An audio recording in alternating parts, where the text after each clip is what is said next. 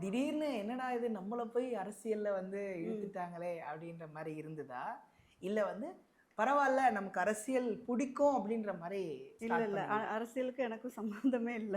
சம்மந்தமே இல்ல. சம்மந்தமே கிடையாது. அப்புறம் எப்படி உங்களுக்கு இது எப்படி இருந்தது அந்த சூழ்நிலை? ரொம்ப டஃப்பான ஒரு சூழ்நிலை தான். ஃபர்ஸ்ட்டு எடுத்தோனே அவர் வந்து பெண்களுக்கான தொகுதியா வருது. பெண்களுக்கு தான் சீட்டுங்கிற மாரி சொல்றாங்க.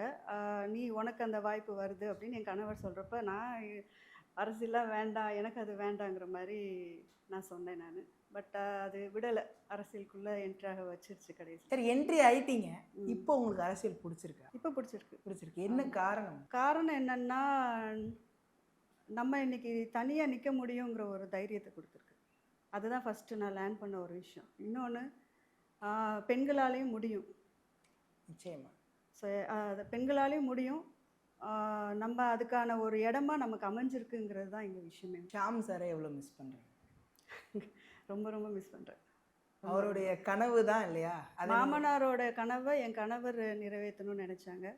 பட் அவங்களால அது முடியல. இப்ப நமக்கு அந்த பொறுப்பு கிடைச்சிருக்குங்கிறப்ப, சரி அவரோட கனவுகள வந்து நம்ம பூர்த்தி பண்ணணுங்கிற ஒரு லட்சியம் இருக்கு. கடவுள் எப்படி நிச்சயமா வழிவிடுறாரு. நான் பார்த்து உங்க ஆஃபீஸ்ல பார்த்தேன். ஆ, உங்க வீட்ல பார்த்தேன். ஆ. எல்லா இடத்துலயும் ஷாம் சார் நிறைஞ்சு இருக்கிறாரு. இது எப்படி உங்களுக்கு ஃபீல் ஆகுது இப்போ? எப்படின்னா, இப்ப நான் யாரு, பவித்ரா ஷியாம் அப்படின்னா யாரு? அப்படிங்கிற ஒரு ஒரு அங்கீகாரத்த குடுத்தது என் கணவர். இன்னைக்கு வந்து அந்த நகர்மன்ற தலைவிங்கிற ஒரு அங்கீகாரத்த குடுத்தது எங்க சிஎம்.